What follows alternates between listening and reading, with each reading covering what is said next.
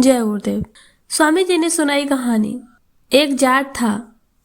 उसने विचार किया कि अपने रिश्तेदारों को दावत दी जाए। उसने अपनी स्त्री से राय ली तो वह तैयार हो गई और बोली कि बहुत अच्छा रहेगा। फिर बात दोनों में होने लगी कि किन किन रिश्तेदारों को बुलाया जाए। जाट ने अपने कुछ खास रिश्तेदारों के नाम बताए। स्त्री सोचने लगी, इनमें मेरे घर का तो कोई आदमी है ही नहीं। फिर बोली कि यह ठीक नहीं।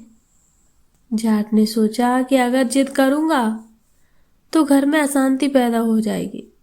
उसने स्त्री से पूछा कि तुम ही बताओ कि किस किस को बुलाया जाए। स्त्री ने कहा, ठीक है, तुम लिस्ट बनाओ, मैं रिश्तेदारों के नाम बताती हूँ।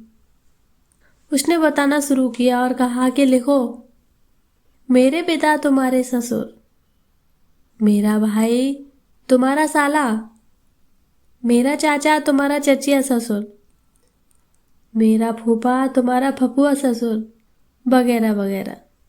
उसने जितने भी नाम बताए सभी उसके मायके से संबंधित थे।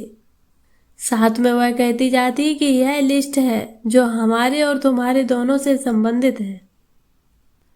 जाट बेचारा मन ही मन सोचने लगा कि इसमें तो मेरे किसी रिश्तेदार का नाम ही नहीं है। अब क्या किया जाए।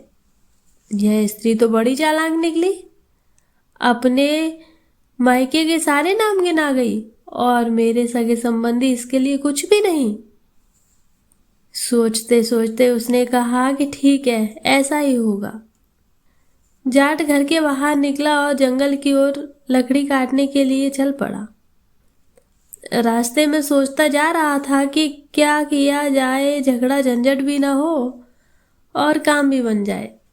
एकाएक उसकी नजर एक मरी हुई गाय पर पड़ी। फौरन उसे एक तरकीब सूझ गई कि कैसे घर में कलह भी ना हो और मेरे रिश्तेदार दावत में शरीक हो जाएं। उसने गाय की पूंछ काट ली और एक कपड़े में छिपाकर घर ले आया और अपनी पत्नी से बोला कि देखो, मैं बहुत दुखी हूँ।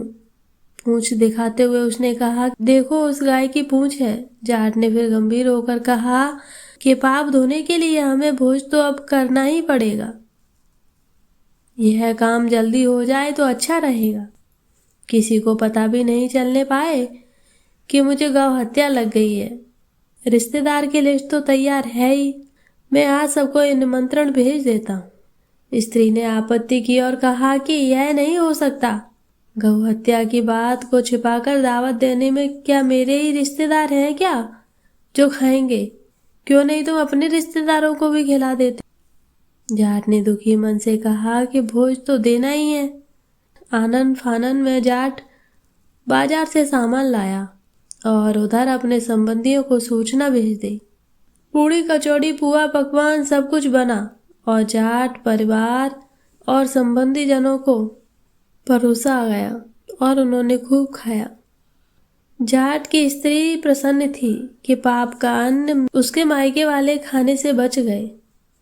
स्वामी जी महाराज ने इस कहानी को सुनाते हुए कहा कि परिवार में स्त्री और पुरुष को बुद्धि से काम लेना चाहिए, जिससे कलह न होने पाए और शांति भी बनी रहे। जब ऐसा होगा तभी लोक और परलोक दोनों में काम ठीक होंगे। जय गुरु।